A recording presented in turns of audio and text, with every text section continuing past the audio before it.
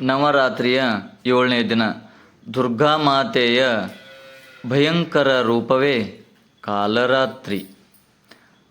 ಗಾಢಾಂಧಕಾರದಂತೆ ಶರೀರವೆಲ್ಲ ಕಪ್ಪಾಗಿ ಕತ್ತೆಯ ಮೇಲೆ ವಿರಾಜಮಾನಳಾಗಿ ಭಕ್ತರ ಅಭಿಷ್ಟವನ್ನು ನೆರವೇರಿಸುವವಳೇ ಕಾಲರಾತ್ರಿ. ಈಕೆಯನ್ನು ಶುಭಂಕರಿ ಎಂದು ಕರೆಯುತ್ತಾರೆ. ದೇವಿಯ ಹಲವು ರೂಪಗಳಲ್ಲಿ ಬಹಳ ವಿಭತ್ಸವಾದ ರೂಪವೆಂದರೆ ಕಾಲರಾತ್ರಿ. ಅಸುರರ ಪಾಲಿಗೆ ದುಸ್ವಪ್ನ ಈ ಕಾಲರಾತ್ರಿ. ಧರ್ಮದ ರಕ್ಷಣೆಗಾಗಿ ಅಧರ್ಮರ ಪಾಲಿಗೆ ಭಯ ಹುಟ್ಟಿಸುವವಳು ಈಕೆ. ಆದರೆ ತನ್ನನ್ನು ಪೂಜಿಸುವವರ ಪಾಲಿಗೆ ಮಾತ್ರ ಮಾತೃಸ್ವರೂಪಿಣಿಯಾದ ಪಾರ್ವತಿಯಾಗಿರುವವಳು.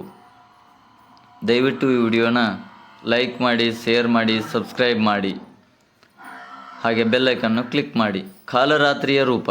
ಹೆಸರೇ ಹೇಳುವಂತೆ ತಾಯಿಯು ಕಾರ್ಗತ್ತಲು ಮತ್ತು ಸಮಯದ ರೂಪವಾಗಿದ್ದಾಳೆ. ಬ್ರಹ್ಮಾಂಡದಂತೆ ದುಂಡಗಿರುವ ತ್ರಿನೇತ್ರೆಯ ಕಣ್ಣುಗಳಿಂದ ಕ್ರಾಂತಿಯ ಹೊರಹೊಮ್ಮುತ್ತದೆ. ಶ್ವಾಸೋಚ್ಛ್ವಾಸ ಮಾಡುವಾಗ ಅಗ್ನಿಯ ಜ್ವಾಲೆಗಳು ಹೊರಹೊಮ್ಮುತ್ತವೆ. ಬಲಗಡೆಯ ಕೈಗಳಲ್ಲಿ ವರಮುದ್ರೆ ಹಾಗೂ ಅಭಯ ಮುದ್ರೆ ಇದ್ದರೆ ಎಡಗೈಯಲ್ಲಿ ಕಬ್ಬಿಣದ ಮುಳ್ಳು ಹಾಗೂ ಖಡ್ಗವಿದೆ. ಈಕೆಯ ವಾಹನ ಗಾರ್ಧಬ. ಕಾಲರಾತ್ರಿಯ ಕತೆ. ರಕ್ತ ಬೀಜಾಸುರನನ್ನು ವಧಿಸುವ ಸಲುವಾಗಿ ದುರ್ಗೆಯು ಕಾಲರಾತ್ರಿಯ ರೂಪದಲ್ಲಿ ಅವತರಿಸುತ್ತಾಳೆ. ರಕ್ತ ಬೀಜಾಸುರನನ್ನು ಕೊಂದು ರಕ್ತ ಬೀಜಾಸುರನ ರಕ್ತದ ಒಂದು ಹನಿಯು ಕೆಳಗೆ ಬೀಳದಂತೆ ಕುಡಿದು ಮದದಿಂದ ನರ್ತಿಸುತ್ತಾಳೆ.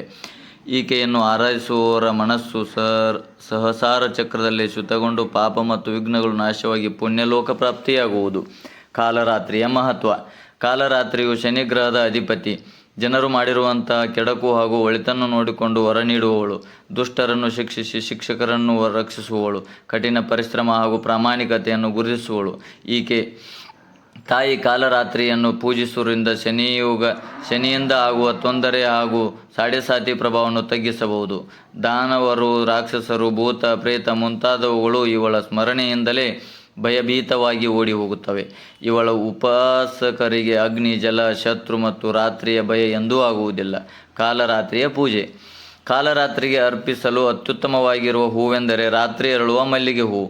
ಶ್ರದ್ಧಾಭಕ್ತಿಯಿಂದ ನವರಾತ್ರಿಯ 7ನೇ ದಿನ ಕಾಲರಾತ್ರಿಗೆ ಪೂಜೆ ಸಲ್ಲಿಸಬೇಕು. ಮೊದಲು ಗಣೇಶನಿಗೆ ಪೂಜೆಯನ್ನು ಸಲ್ಲಿಸಿದ ನಂತರ ಕಾಲರಾತ್ರಿಗೆ ಷೋಡಶೋಪಚಾರ ಪೂಜೆಯನ್ನು ಮಾಡಬೇಕು. ಆರತಿಯೊಂದಿಗೆ ಪೂಜೆಯನ್ನು ಕೊನೆಗೊಳಿಸಬೇಕು. ಈ ದಿನ ಕಾಲರಾತ್ರಿಗೆ ಅನ್ನದಿಂದ